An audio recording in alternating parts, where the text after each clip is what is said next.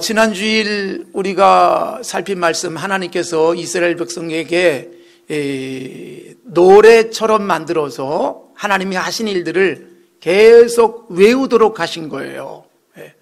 그래서 노래로 외우면 기억이 잘 되기 때문에, 그리고 그 노래 가사 내용이 오늘 우리가 읽은 본문 말씀 그리고 32장 전체에 나오고 있습니다.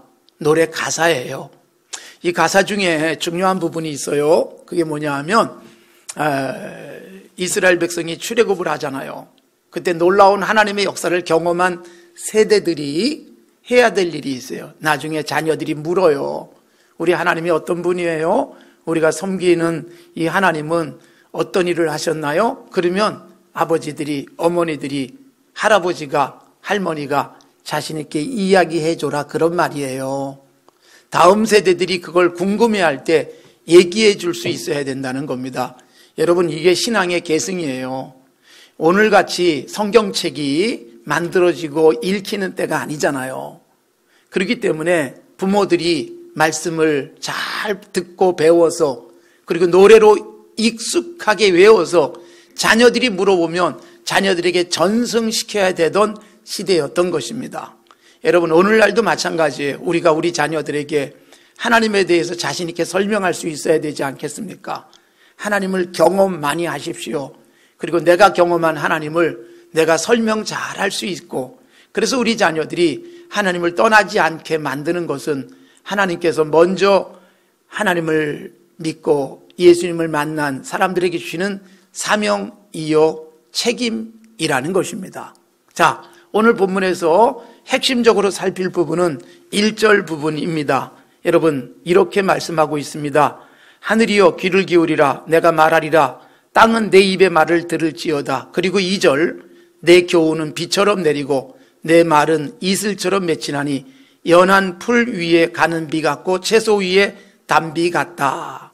하늘이여 땅이여 귀를 기울이고 내 입의 말을 들으라. 하나님의 말씀을 들으라는 거예요. 하늘도 듣고 땅도 들으라.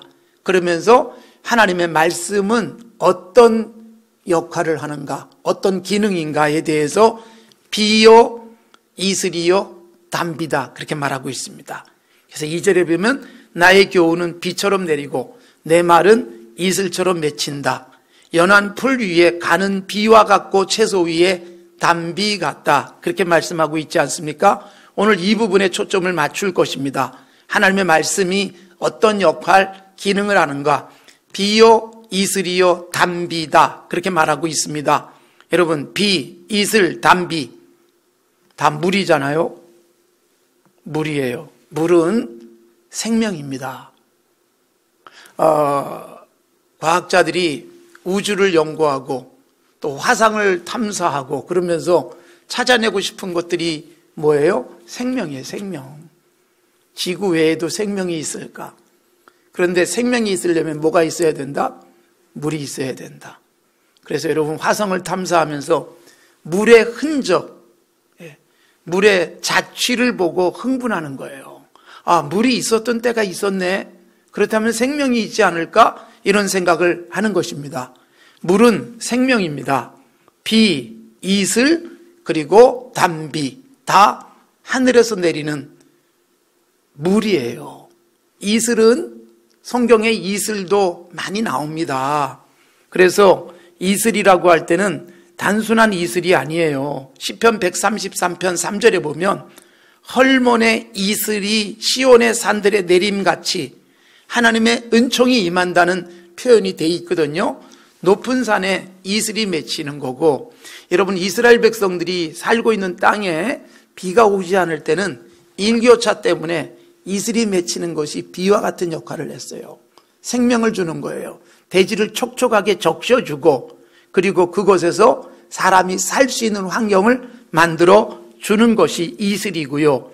비, 그렇습니다. 하나님이 적절하게 내리는 비가 있어요. 단비라고 말할 때 단비란 어떤 거예요? 우리들에게 정말 물이 필요할 때에 비가 내리지 않다가 갑자기 하늘에서 비가 내리면 이건 정말 단비예요. 오랫동안 기다리던 비가 있지 않습니까? 이스라엘 백성들에게는요, 이른 비와 늦은 비가 있었습니다. 그 땅의 구조상 그렇습니다. 14절에서 15절까지 보면 환경이 그랬습니다. 이른 비가 내리고 늦은 비가 내리는데 이걸 뭐라고 표현하고 있는가?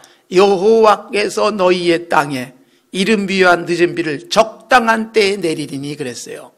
비는 여러분 적당히 내려야 돼요. 또 하나는 적당한 때에 내려야 돼요. 그런데 적당한 때에 적당한 비는 누가 주신다? 여호와께서 주시는데 이른 비도 주시고 늦은 비도 주신다. 이른 비란 10월 말부터 11월까지 내리는 비입니다. 이때 밭작물을 경작하고 파종을 가능하게 하고 그리고 나서 그 이듬해 첫 열매를 거두면서 오순절, 초실절 잔치를 하는 거예요. 그리고 늦은 비는 우리의 달력에 같이 견주면 봄비예요. 봄비. 3, 4월에 내리는 비인데 이것은 곡식을 풍성하게 하는 봄비입니다. 이런 적당한 비를 통해서 이스라엘 백성들이 생명을 얻게 만들고 곡식을 얻을 수 있도록 하나님이 은혜 주신다는 의미입니다. 11장에서 우리가 봤습니다만 11장에 보면 이스라엘 백성들이 가나안 땅에 들어가게 되는데 가나안 땅의 특징을 뭐라고 말하는가 하면 애굽 땅과는 다르다 그렇게 말해요. 애굽에서 무려 400년을 살았죠. 애굽을 잘 알아요. 애굽은 이집트의 그 나일강 아시다시피 젖줄이란 말이에요.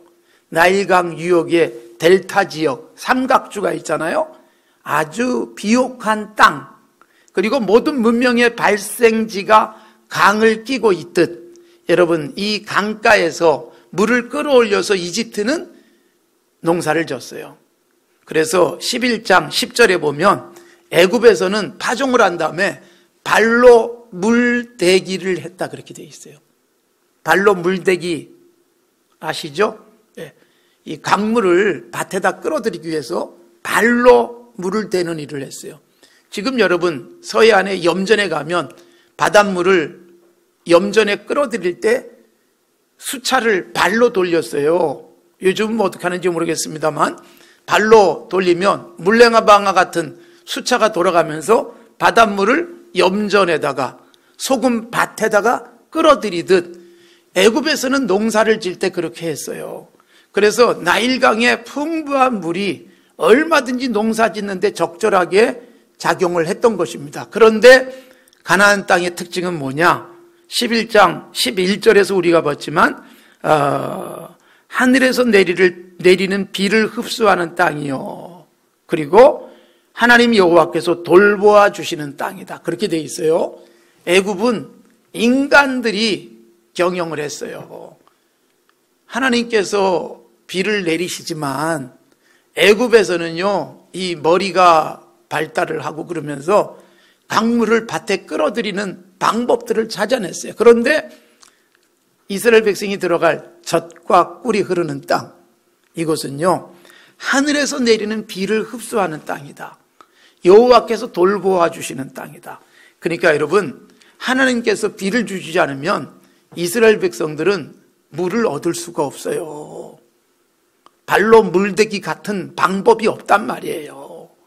하늘만 쳐다보는 땅이 젖과 꿀이 흐른다는 별명이 붙은 가나안 땅이에요. 여러분 가나안 땅에 들어가서 배부르게 편안하게 잘 먹고 잘 살려면 하늘에서 뭐가 와야 돼요? 비가 와야 돼요. 더 적절한 때 내리는 단비가 필요했어요. 비가 없을 때는 이슬이 많이 맺혀서 그걸 통해서 생명이 부여되게 해야만 되는 땅, 즉 이스라엘 백성이 들어가서 살게 되는 땅의 특징은 뭐냐? 하늘 쳐다보고 살아가는 땅, 하나님께 의지하고 살아가는 땅이에요. 그러니까 여러분 우리의 삶이 마찬가지예요. 우리의 인생이 젖과 꿀이 흐르는 풍성한 땅이 되려면 얼마나 먹을 것을 많이 비축해 뒀는가, 얼마나 은행 잔고가 많은가가 아니에요. 그거 아무리 많아도 어느 날 싹 휴지가 되기도 하고 그 모든 것들이 어느 날 거품처럼 꺼질 수도 있어요. 정말로 우리의 삶이 젖과 꿀이 흐르듯 풍요한 삶을 만드는 비결은요, 하늘 쳐다봐야 된다. 하나님께서 하늘에서 비를 주시고 단비를 주시고 이슬을 맺히게 하셔야 우리의 삶은 풍성하다, 그 말씀을 하고 있는 것입니다. 그래서 여러분, 비를 말씀하는 게 아니에요. 이슬을 이야기하지 않습니다. 단비를 이야기하려고 이 노래의 가사 첫 줄을 쓴 게 아니란 말이에요. 이건 말씀이 그런 효과를 가져온다, 그거예요. 하나님의 입의 말씀, 하나님의 입의 교훈은 우리에게는 비와 같다, 단비와 같다, 밤사이에 맺히는 새벽 이슬과 같다, 그 말입니다. 말씀을 존중하고 말씀대로 살면 내 인생은 촉촉해집니다. 젖과 꿀이 흐릅니다. 내일은 어떻게 살지 싶은데 오늘은 촉촉하게 하시는 거예요. 그래서 그 속에서 하나님의 말씀을 쫓아 살면 내일도 모레도 10년 후도 하나님이 책임져 주신다, 그런 말씀이기도 합니다. 예레미야 17장에 이런 말씀이 나옵니다. 예레미야 선지자는요, 이스라엘 백성들의 멸망을 안타까워하면서 슬피 울면서 쓴 예언서예요. 이스라엘 백성이 말씀대로 살지 않아서 결국 멸망하는 모습이 가슴 아팠던 선지자가 예레미야 17장에 이렇게 표현합니다. 17장 5절부터 8절까지 보면 여호와의 말씀을 의지하지 않고 사람을 믿고 육신으로 힘을 삼고 하나님을 떠난 사람은 저주를 받을 것인데 사막의 떨기나무와 같다. 그래서 먼지가 펄펄 나는 광야 같은 땅에 사는 것과 같다. 그러나 예레미야 17장 7절과 8절, 여호와를 의지하고 여호와를 의뢰하는 사람, 즉 하나님의 말씀을 가슴에 담고 말씀대로 순종하며 살아가는 사람은 물가에 심기운 나무와 같다. 뿌리를 강변에 뻗치고 더위가 오고 가뭄이 와도, 더위, 가뭄은 인생의 요즘 같으면 코로나 같은 재난이에요. 재난이 있어도 뿌리, 근원을 하나님께 두고 있기 때문에 끊임없이 생수가 공급되면서 잎이 청청하고 가물어도 열매가 그치지 않는다, 그렇게 표현하고 있는 거예요. 예레미야 17장 13절은 여호와 하나님을 뭐라고 표현하느냐? 생수의 근원이다, 그렇게 말씀하고 있습니다. 엘리야 선지자 시대에 일어났던 이스라엘의 재앙이 뭡니까? 하늘이 닫힌 거예요. 하늘이 닫히고 비가 내리지 않아요. 그래서 우리가 잘 아는 대로 엘리야 선지자가 아방에게 선포하는 거예요. 열왕기상 17장에 보면 내 말이 없으면 수년 동안 비가 내리지 않을 것이고 이슬조차 맺히지 않을 겁니다. 이게 17장 1절이에요. 그리고 정말로 3년 6개월 동안 비도 오지 않고 이슬조차 맺히지가 않습니다. 이스라엘 백성에겐 어마어마한 재난이었어요. 굶어 죽는 사람이 속출하는 땅이 돼버리고 맙니다. 그런 곳에 다시 엘리야가 기도합니다. 그러자 여러분, 야고보서 5장 17절 18절에 나오는 대로 엘리야가 간절히 기도하니 하늘이 비를 주고 땅이 열매를 맺더라. 예레미야 선지자가 말씀한 것과 아합 왕이 우상을 섬기던 시대의 엘리야 선지자의 선포와 다르지 않습니다. 야고보서가 그걸 말씀하고 있고, 야고보서 5장 16절에 보면 의인의 간구는 역사하는 힘이 크다. 의로운 사람의 기도, 뭐가 의예요? 말씀대로 살아가는 사람의 기도가 하늘문을 연다, 그 말입니다. 여러분, 말씀대로 살면 의인이에요. 말씀을 쫓아 살면 내 기도로 이 땅을 치유하시는 역사가 나타나게 될 줄로 믿습니다. 사실 어떻게 보면 교회와 그리스도인들이 바르게 살지 못하면 하늘문이 닫힌다라고 보셔야 돼요. 예수 안 믿는 사람이야.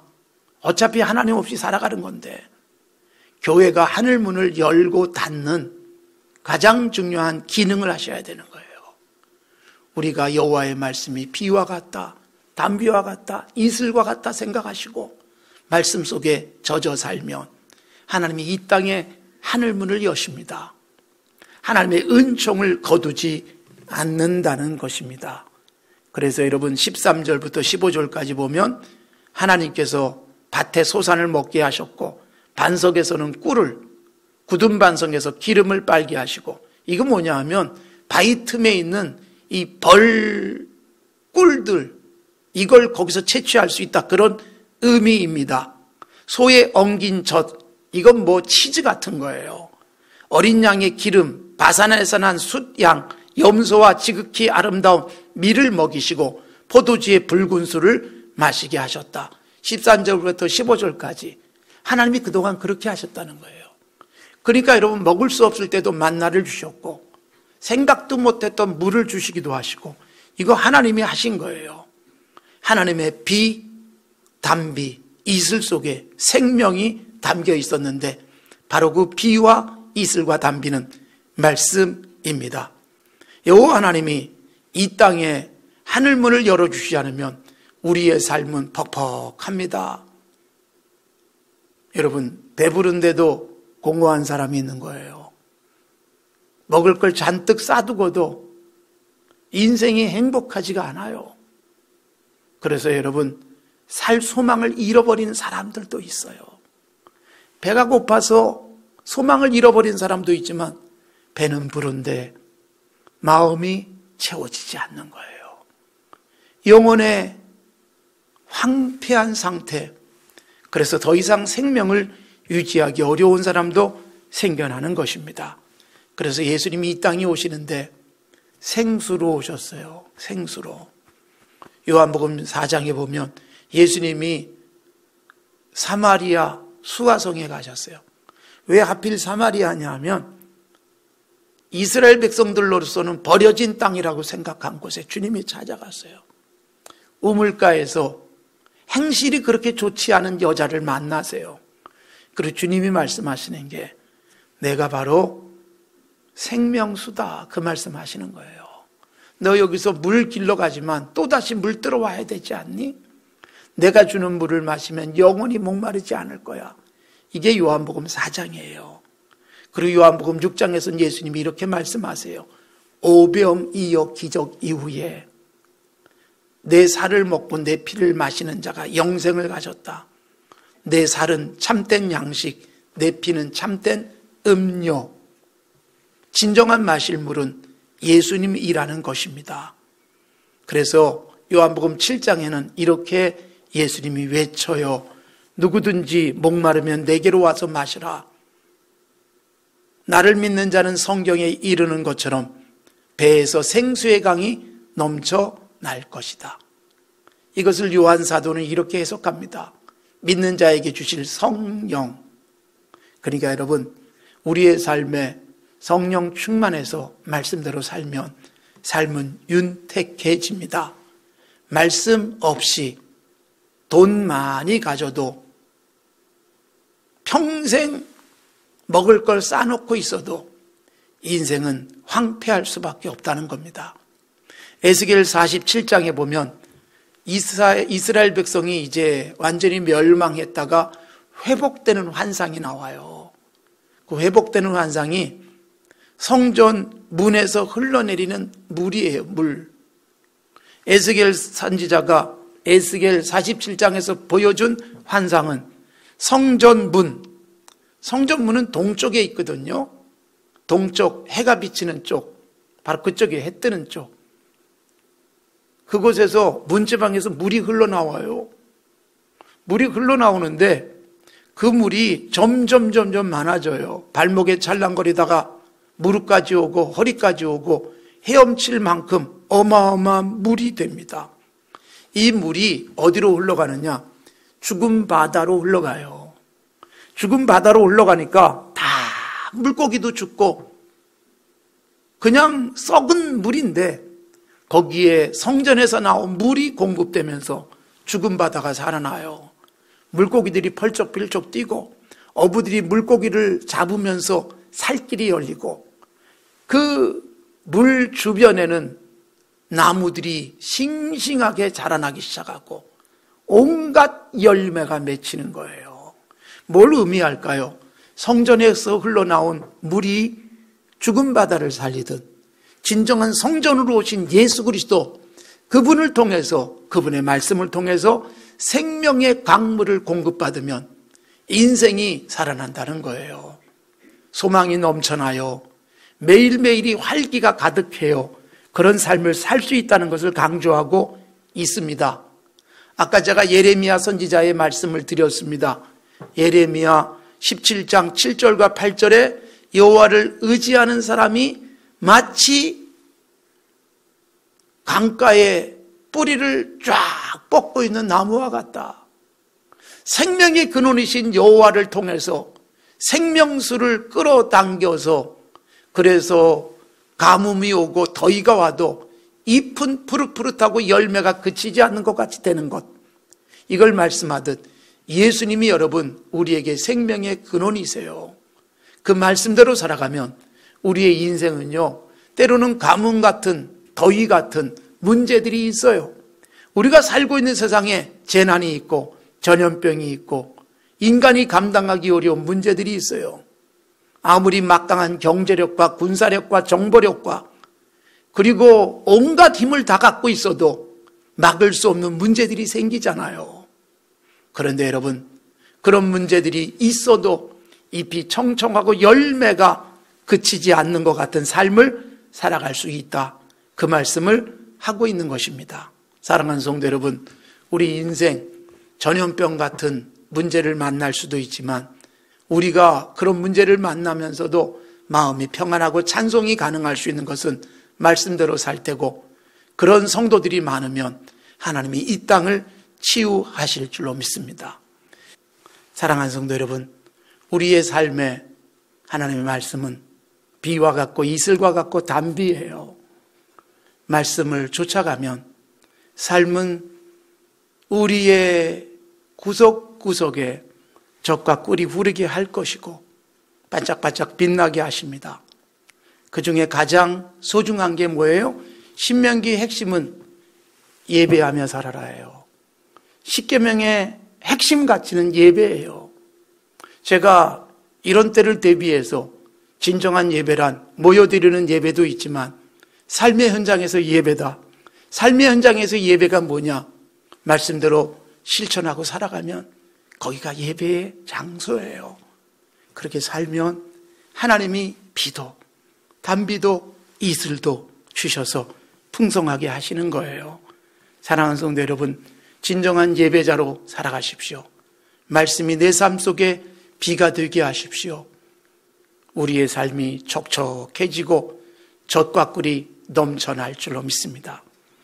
그런 세상을 만들 책임이 예배당에 출입하는 우리에게 있는 거예요. 신앙생활하는 우리에게 있는 거예요. 예수 믿는 우리가 그 사명을 갖고 사는 거예요. 하늘문은 우리가 열어요. 우리가 제대로 예배하지 못하고 우리가 하나님 말씀대로 살지 못하면 하늘문이 닫혀요. 하늘문을 여십시오. 우리의 예배가 열게 하실 겁니다.